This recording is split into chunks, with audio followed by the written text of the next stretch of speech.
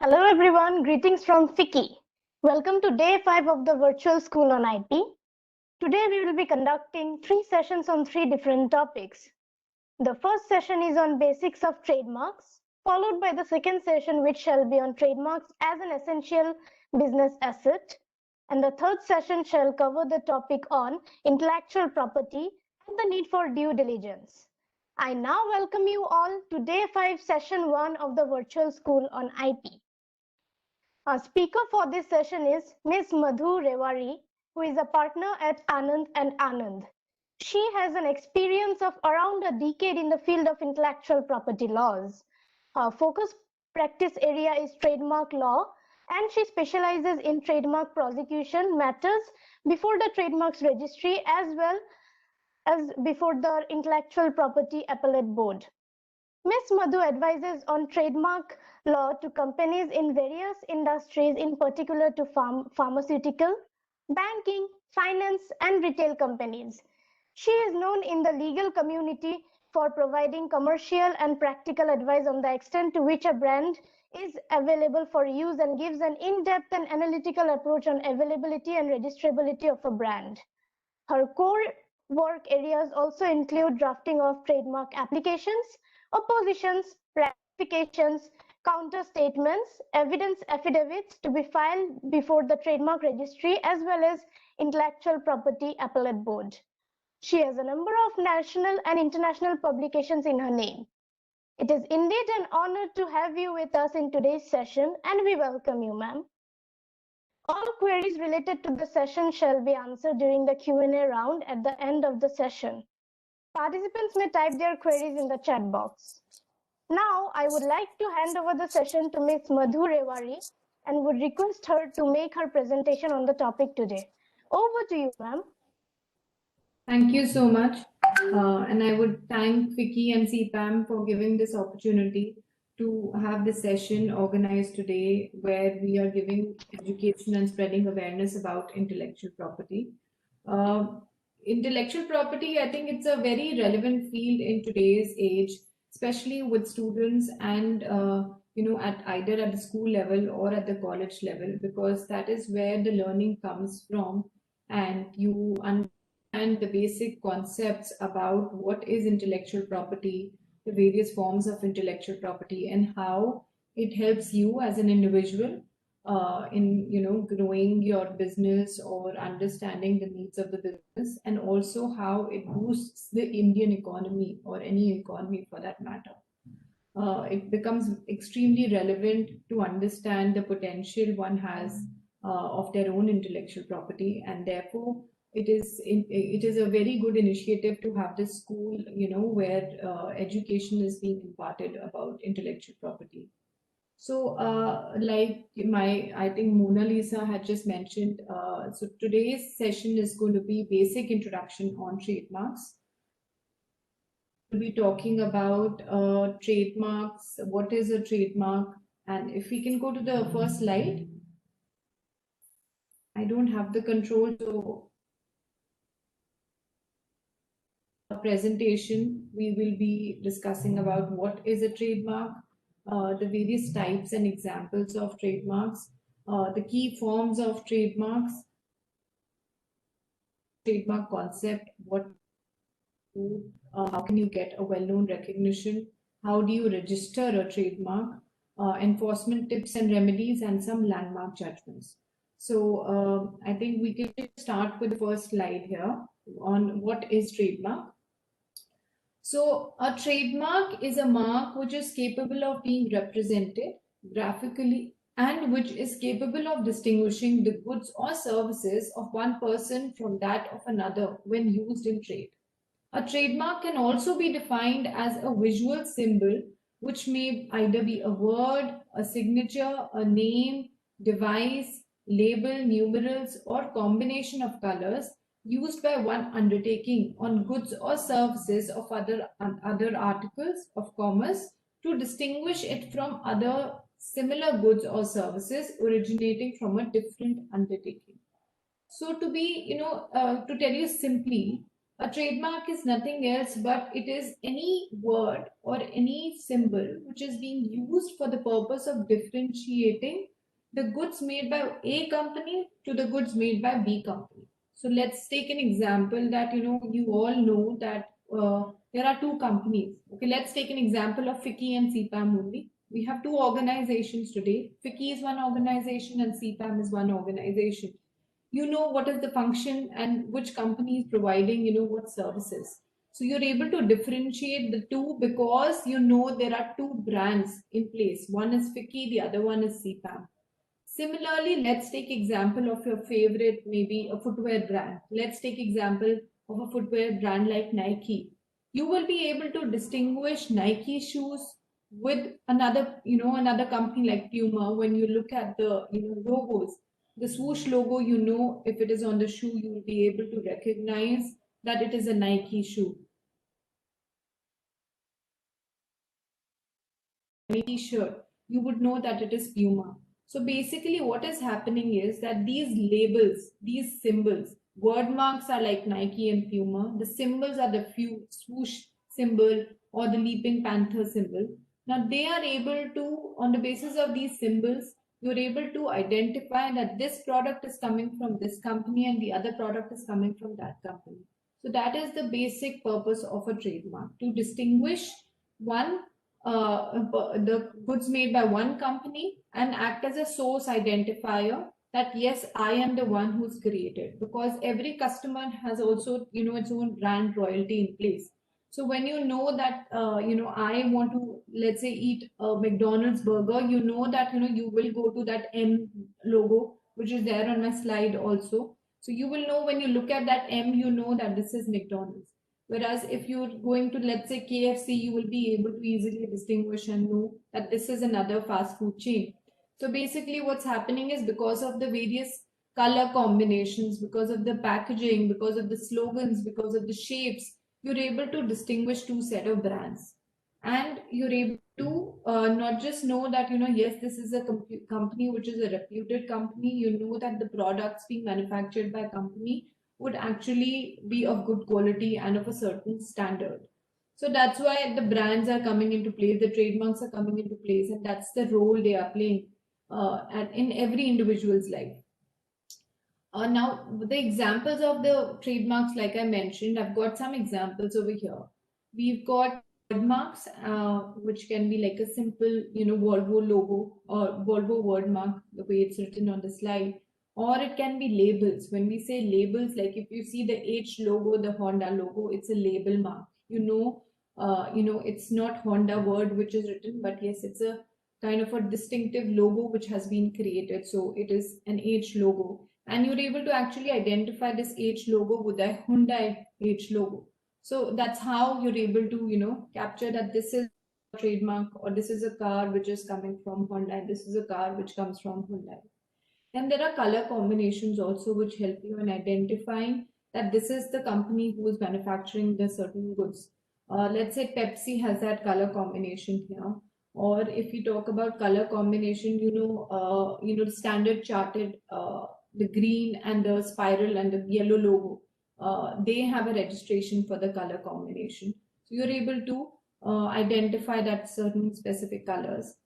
Packaging is again something which helps you in identifying packaging. For instance, over here we have the Fair and Lovely packaging. If you see the color combination, the manner in which is used, then they also have a arc shape along with that in the packaging. So you can easily know that this is a product. Sometimes we see products in the market where the packaging is actually identical to one of your famous brands, but the mark which is written is actually totally different.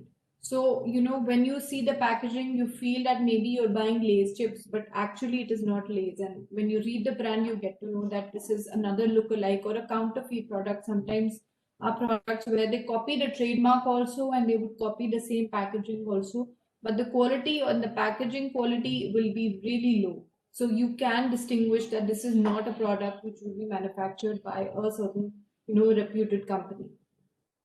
Then there are slogan marks also, like Nike has "Just Do It." that is a slogan mark. When you read this slogan, you get to know that yes, this is belonging to Nike. There are shape marks. Shape marks are marks which are, the shape of the object itself. So if you see the Zippo lighter over here, the manner in which the, Zippo lighter is, it's been registered as a shape mark because of the distinctive shape that the lighter has. There's no other lighter which has the same distinctive shape and the manner in which it is being represented. Then there are sound marks like, MGM roar. I don't know if you try clicking, if you can click that roar over here on MGM.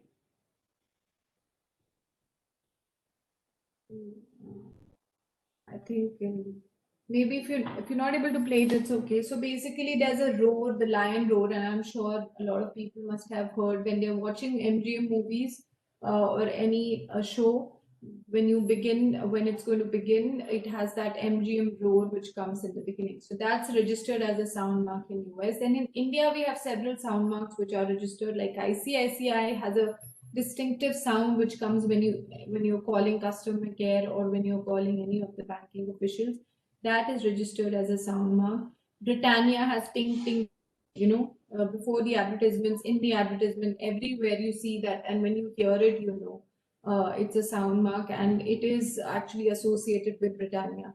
So these are the various examples of trademarks.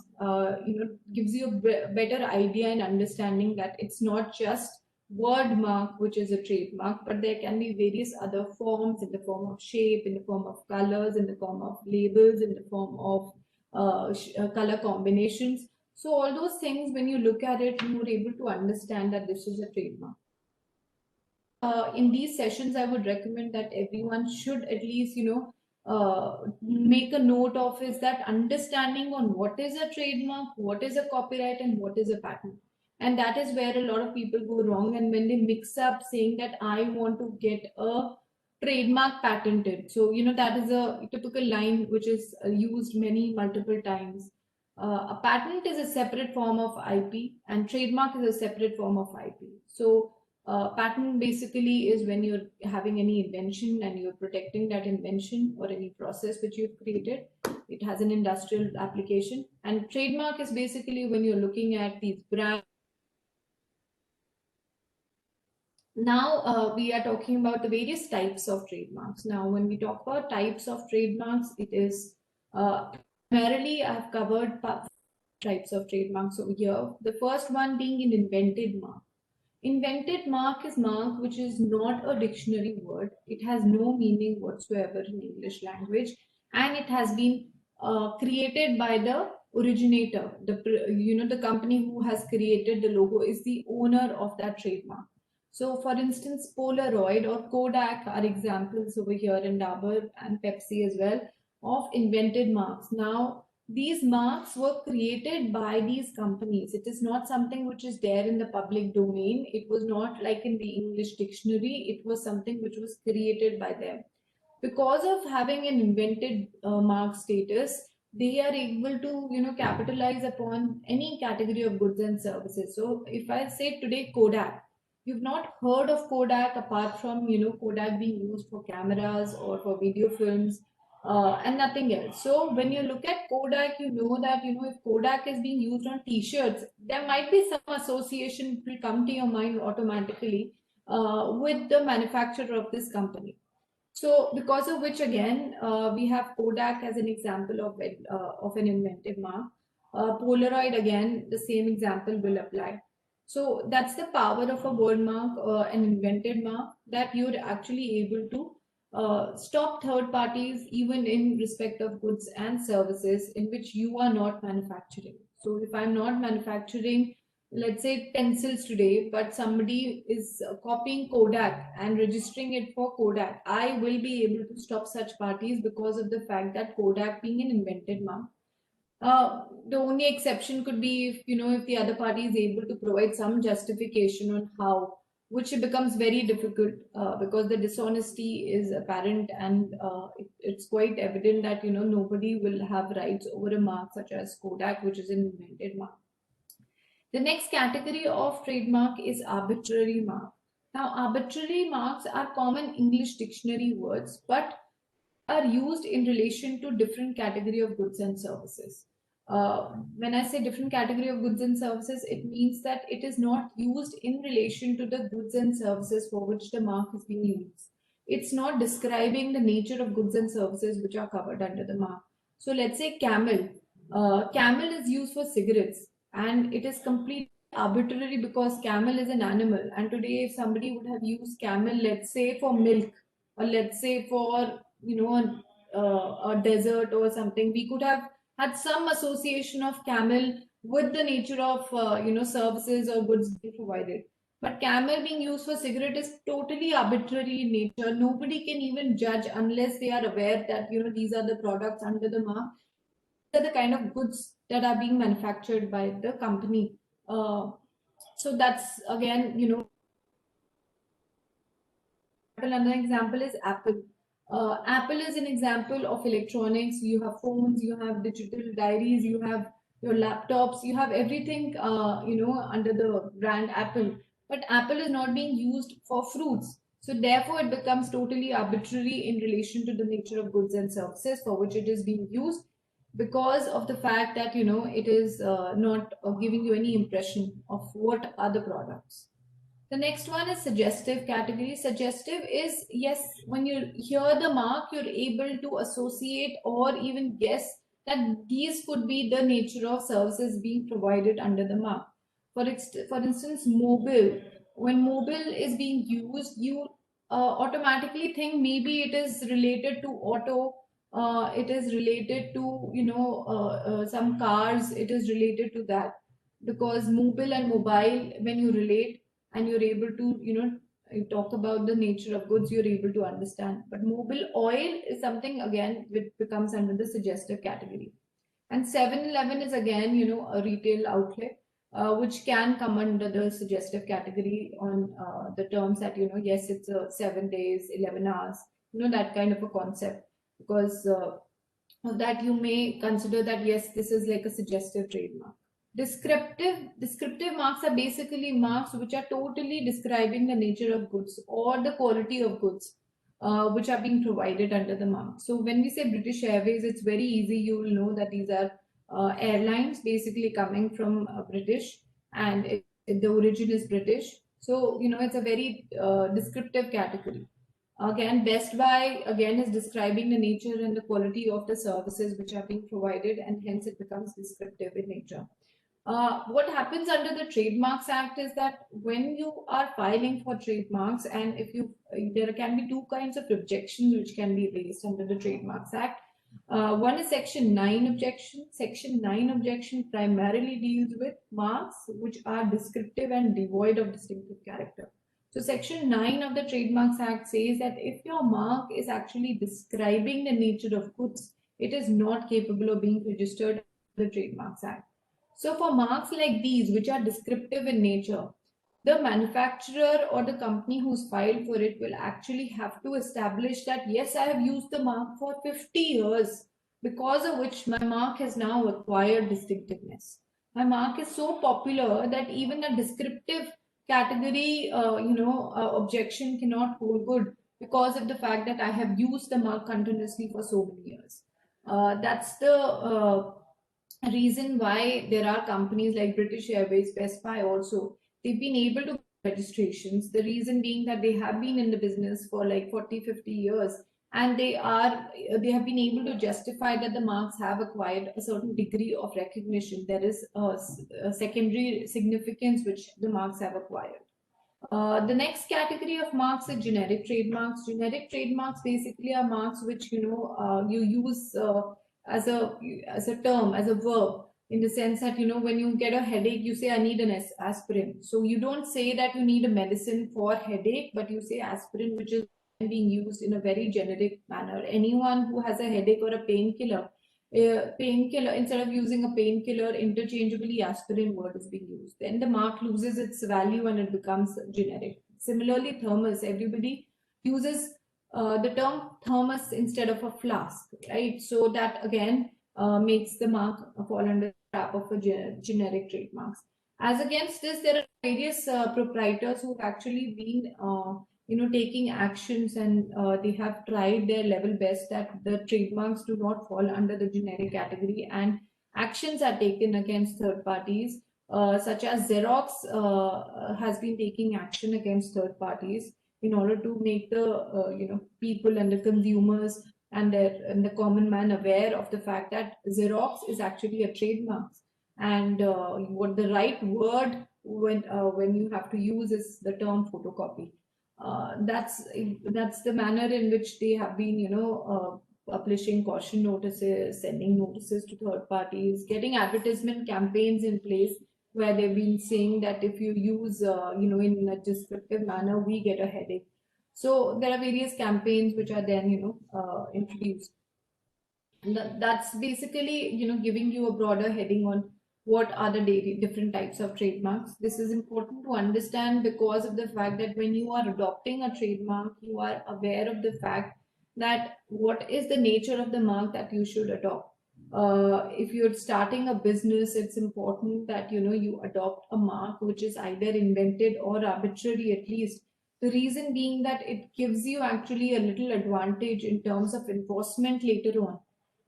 If your mark is invented in nature, the kind of equity you can get in such a mark, the kind of recognition that you can get, it's just the branding and the advertisement that will be required in the beginning. But later on, because third parties will not be able to make your mark a generic mark or make your mark being used in a descriptive manner, it will be good if a mark like an invented mark is used when a new business is being started, or even for that matter arbitrary marks, which are English words but they are not really describing.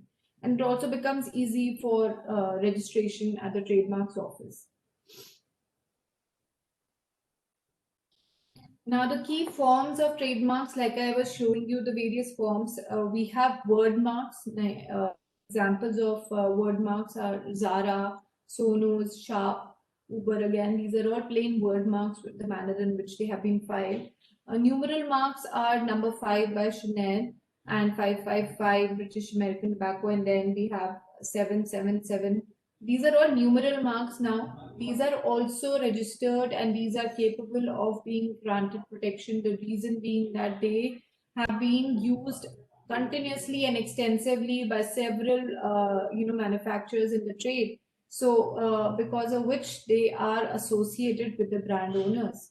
Again, slogan marks, example, like we spoke about, Just Do It, Nike, Britannia, Eat Healthy, Think Better, Thumbs Up has Taste the Thunder. Now you see all of these slogan marks which come in the advertisement marketing campaigns which are being done by the manufacturers.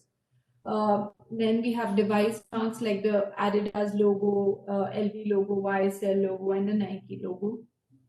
Then there are composite marks. When I say composite mark, it means that several elements which are capable of being individually represented and protected, but they have been filed together as a one mark also, so that you get protection overall. So if you look at the Starbucks coffee label here, we see that Starbucks is again a distinctive word mark. The manner in which the label is placed is again distinctive mark, and the lady between the logo is again a distinctive word, distinctive mark, and they have been individually as a composite mark also. They have been filed together. So this gives you a better protection filing individually and also having protection as a composite mark. Again, Pepsi is an example where Pepsi is registered alone and the logo is also registered alone, but here together also as one composite mark they have been registered. Similarly, Kinder Joy, the Wave device, the red and white Wave device is registered separately. The packaging is separately registered. Kinder Joy as a word mark and as a label mark both have been registered, but this is a composite mark example. Then there are non-traditional trademarks, like we discussed about the shape marks, MGM Road, the color combination. Again, all of these are registered, and it basically means that these are not the simple and the traditional forms which we have, which are word marks, numeral marks, slogan marks, but these are different forms of trademarks which have now come in because of the way the marketing and the advertisement campaigns are being run by the corporates.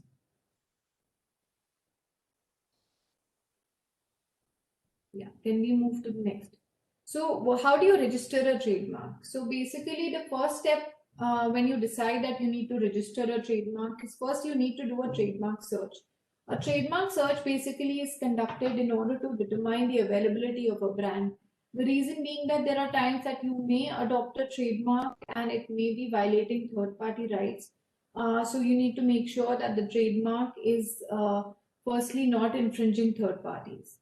The other thing which you have to see is whether your mark is distinctive and whether it satisfies the tests we just discussed about invented, arbitrary, suggestive, descriptive. So you need to understand and know that in which category of trademarks your mark is going to fall, because you will be getting objections from the trademarks office at the examination stage. And how will you overcome those examinations? You will need to overcome by submitting arguments on invented nature or arbitrary nature. So things that will be told to you in terms of the trademark search.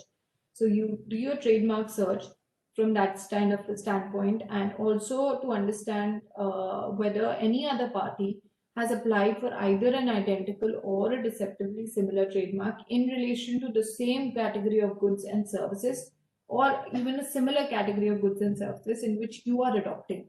So once you've done that trademark search, yes, your mark is available for adoption. You can file a trademark office on the IP India website. You would need a trademark agent to file an application for you, or you need to have the code for purpose of filing the application. The applications can simply be filed online. There's no physical filing which will be required, and also the government fee is actually lower in case of physical filing or in case of online filing. And you need to indicate the trademark clearly. You need to mention the name of the applicant, the address of the applicant, and the goods and services for which the mark will be used. So you need to mention there are categories given under the Trademarks Act where you used in relation to, let's say, if it is being used in relation to stationery products, then your trademark will fall under class 16. If your product is like an electronic product, then it will fall under class 9. And a trademark lawyer or agent can definitely help you with that. Then you need to indicate whether you have used the mark or not, or whether you intend to use the mark. Based upon that, you will file the application either on intent to use basis or on a user basis. When it is filed on a user basis, you have to also file an affidavit of use along with documentary proof to confirm that yes, you've been using the mark since certain date, month and year, and these are the supporting documents to confirm this use. Once the application has been filed, it is valid for a period of 10 years unless unless and until you keep renewing it, the mark will not lapse. So you have 10 years, and then it is like a perpetual right. When you register a trademark, you get, and you will keep registering it after every 10 years. Can we go to the next slide? Yeah. So the filing requirements and benefits, like we discussed, are that you need to select the trademark carefully. You need to represent it graphically. If it is a word mark, it will be like a word mark representation. If it is a mark which is capable of, it should be a mark which is capable of distinguishing the goods and services, and again, it should be used or proposed to be used. The benefits of trademark registration are that, or of having a trademark is that it is actually able to identify the goods and services of yours from those of the others. It guarantees its unchanged quality because the consumers are aware that yes, my products are of good quality because of the manufacturer from whom I'm buying it. It creates an image for the goods and services. It gives you an indication of the kind of goods that will be provided. And registration of a trademark confers upon the owner the exclusive right to use the trademark in relation to the goods or services in respect of which the mark is registered, and and you can also indicate the R logo, the registered R logo, and seek infringement relief in various courts. Under the Trademarks Act, there are two kind of reliefs, which can be taken. So in case you have a registered trademark, an infringement action can be filed, which really helps in cases where you know that this is a case where the trademark has been copied, and you don't have to establish any likelihood of confusion in such case. Go to the next slide, please. So, like we discussed, the various enforcement remedies. There are enforcement remedies like you have civil remedies, you have criminal remedies, you have control measures for enforcement of IPR, and soft options, enforcement options as well. So, civil remedies include when you file for a suit for infringement or passing off, seeking permanent injunction, interim injunction, or damages. And it can also include delivery of goods, and turn pillar orders where local commissioners are appointed for seeking custody of the infringing goods or destroying the goods, depending upon the nature of the counterfeit activity or depending upon the kind of infringement action. Now, infringement and passing off are two separate actions. That is, when action is filed, you know that you have a registered trademark and you can directly go to court and you can seek relief. You don't have to establish that this is your registered trademark and this is your mark. Just by having that registered trademark, the court is satisfied of your rights, and yes, an action can be taken and a court order can be granted. In case of a passing of action, it is filed when you don't have a registered trademark. You've either having an unregistered trademark, that is a no application at all, or even when you have filed the application and it's at the pending stage, it is not yet registered.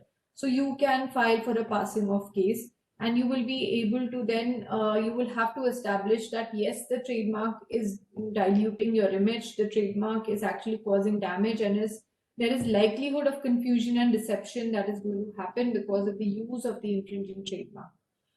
Those are things that you will have to satisfy in a passing off case, being a plaintiff. So that's why it is said that it is always recommended to get your trademarks registered, and you're able to enforce.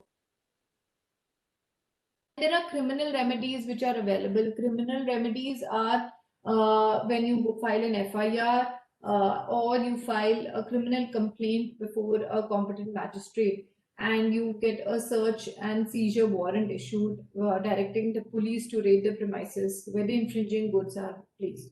Now, basically, usually such actions are taken where there's a lot of counterfeit activity which is happening. So, depending upon the kind of infringement activity, the relevant remedy is adopted. Then you also have the option that there are multiple times that there are a lot of counterfeit goods which come into the country, and they should be stopped at the border itself.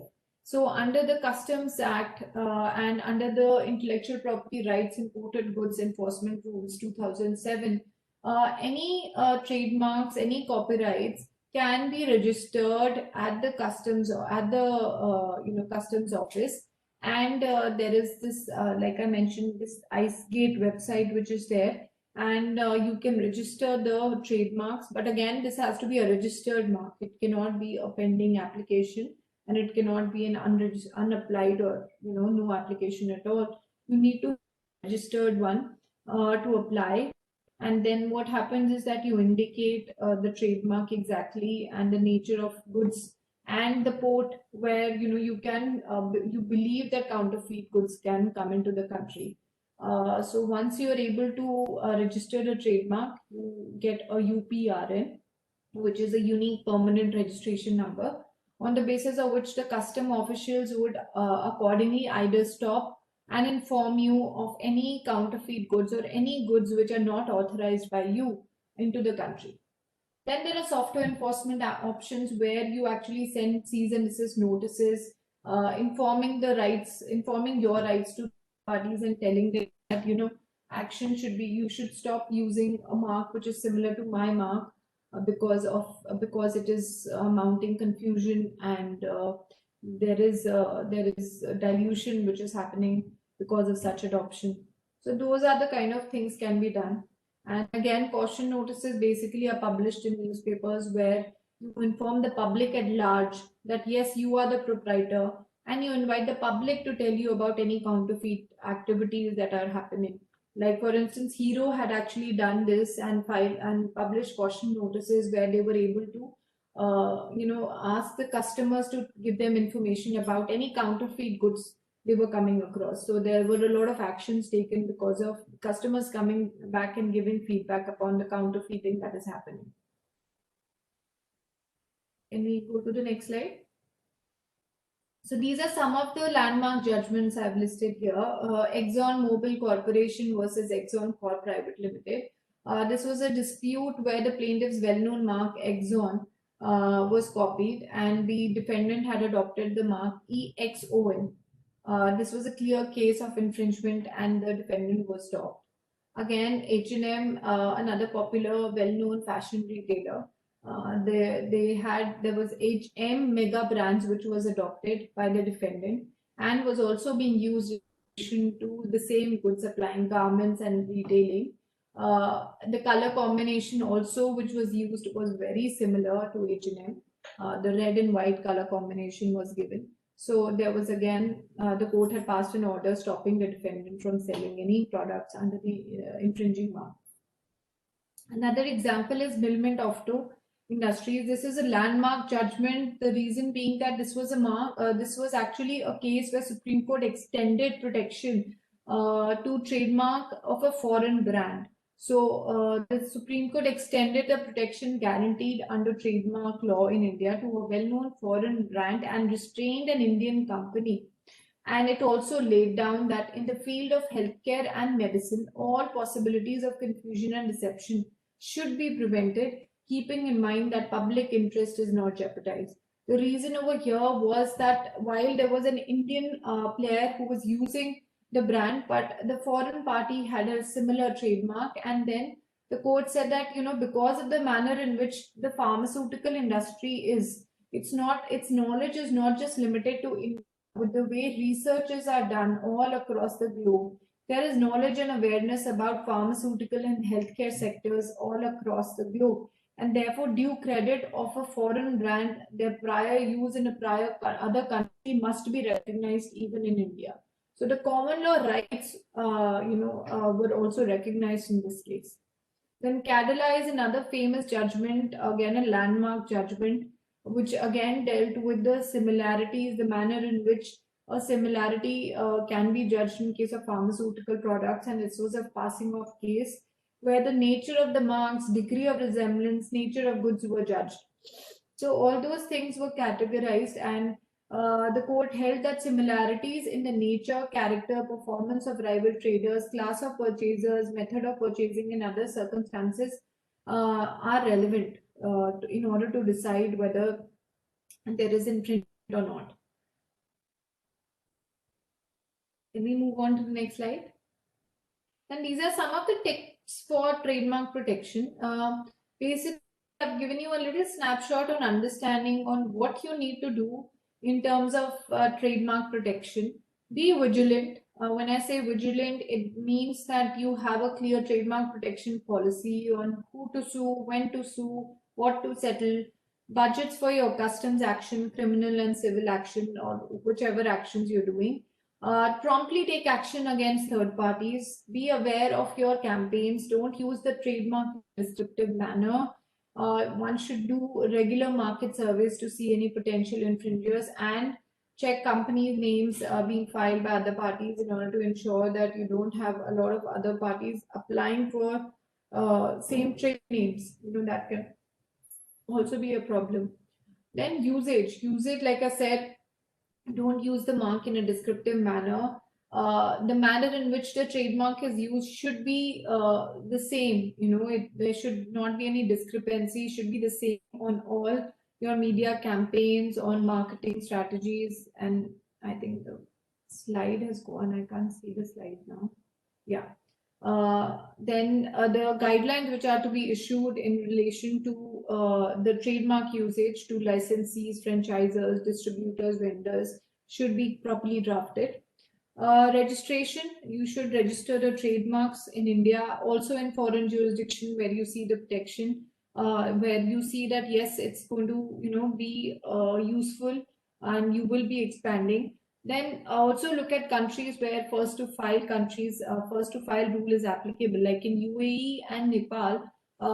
These are countries, and China as well, where the first to file rule is applicable. So you should understand and you should know that countries you should apply for trademarks before somebody else applies. Then due diligence should be conducted, trademark, goodwill, understanding the reputation of a brand, conducting searches, maintaining records of various trademark usage, maintaining records of the time that you adopted the brand and the manner in which every launch has been made. So all those things should be kept in mind. Your copyright should be, in case of trademarks and copyright should be assigned together. And there is a clear assignment of rights in case of any logos are created. Then advisable that you should have a proper holding companies for the purpose of applying for trademarks. Yeah, next slide, please. So what we've done is we've briefly touched upon everything which will be relevant and important in terms of having trademark protection. I am just briefly also touching upon well-known trademarks because this is very relevant now. Well-known trademark is a concept which has been discussed by various courts. It is there in the Trademarks Act. It basically means a mark which has become so substantially popular in the public, in which the goods and services are used, that the use of the mark in relation to other goods or services would likely to be taken as indicating a connection in the course of trade or rendering services between those goods or services and a person using that in relation to the first mentioned goods or services. Basically, there are factors which the courts consider while categorizing whether a mark is well known or not. They look at the knowledge about the mark in the relevant sections of the public, the duration, extent, and geographical area in which the mark is used, the duration, extent, and geographical indication where the mark is promoted, the registrations and the applications filed in several jurisdictions, and record of successful enforcement actions. So when you are able to satisfy the court that yes, the mark is so popular that and has been in use for a long and continuous period, you're able to establish that the consumer base is very big, then you know that yes, the mark should be granted a protection as a well-known trademark. Let's say example of Tata itself. Tata is such a well-known trademark. When you talk about Tata, right from the beginning to the end of the day, I'm sure that one or the other Tata product would be used in everyone's house. Either it's a car or it's something in food or it's your tea, anything, when you talk about, there's some or the other connection which comes when we talk about Tata. So that's the power of a well-known trademark, and you can actually stop third parties again, like invented marks. You can also stop third parties from using that mark in respect of different category of goods and services as well. Yeah, can we go to the next slide? So these are the trademarks. Currently, some of the examples of well-known trademark I've listed down here. And currently, we have 97 trademarks designated as well-known by the Trademark Registry in India. So there is a list which is available on the IP India website, and it gives you all the trademarks, the category of trademarks, and the judgments in which the marks were held as well. I think that's about it. And if there are any questions, you can let me know.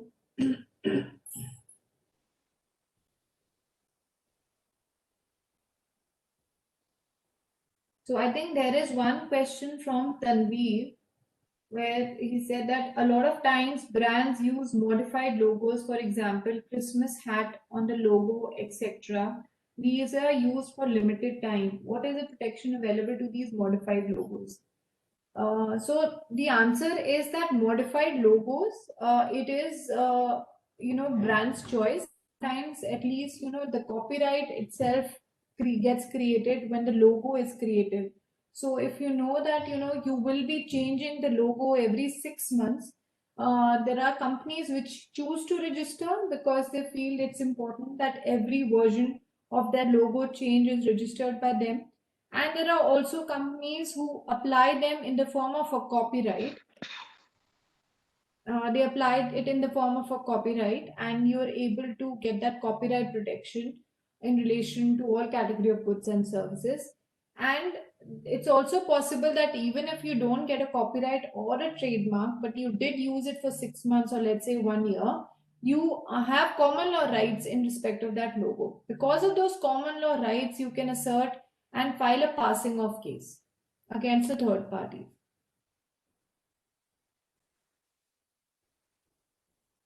Thank you so much for such an insightful session, ma'am. Now I Thank you. proceed to Q&A session.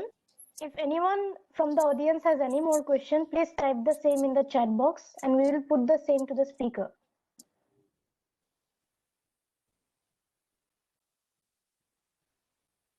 Ma'am, there is a question from a participant. Yeah. Can the use of one suggestive word in a mark along with a distinctive word be considered overall distinctive by the trademark office? For example, using the word legal for law-related services along with, say, using the word parrot. Yes, it can be. So if you say parrot legal, it is a combination which is a distinctive combination which is not there. The trademarks office may ask you to disclaim the word legal if you are filing it in respect of legal services. But as a combination mark, as a composite mark, you will get registration for parrot legal. Absolutely, ma'am. Ma'am, the next question from a participant is, how can a trademark be assigned if I have filed a trademark on someone else's name and I now want to get it transferred to my name? So if A has filed a trademark and it has to be assigned to B, you can prepare an assignment agreement and you can transfer a trademark in your favor. Because there are many times that when the companies are not founded and the companies have not yet been incorporated, a lot of brands are filed in the name of the founders. And then the brands are later on, when the company is incorporated and everything is done, the brands are then transferred to the company which gets incorporated. So there are provisions under the Trademarks Act to do that. Yes, ma'am.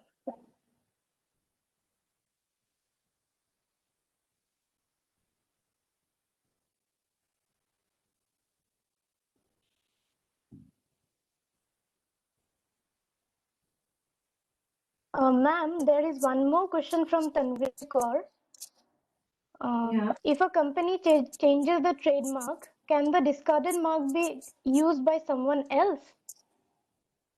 So under the Trademarks Act, there is a provision that says that if I don't use the mark for a period of 5 years and 3 months, starting from the date of grant of the registration, then the other party can file a rectifications against my mark for removal of the mark.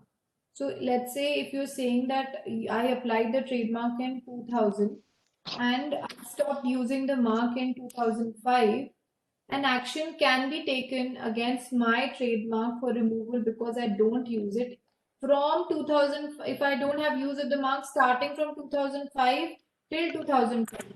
So in this period, 2005 to 2010, if the other party is able to establish that I have no use of the mark, then that mark can be removed and that party can apply for that mark because he is an aggrieved party and he wants to use the mark. And somebody cannot just have a registration for 50 years and no use. Yes, ma'am. Thank you so much for addressing the questions, ma'am. It was wonderful having you in today's session. Thank you, ma'am. Thank you. Thank you everyone for being a part of day 5, session 1 of the virtual school on IT. We now conclude this session. We will start the next session at sharp 6.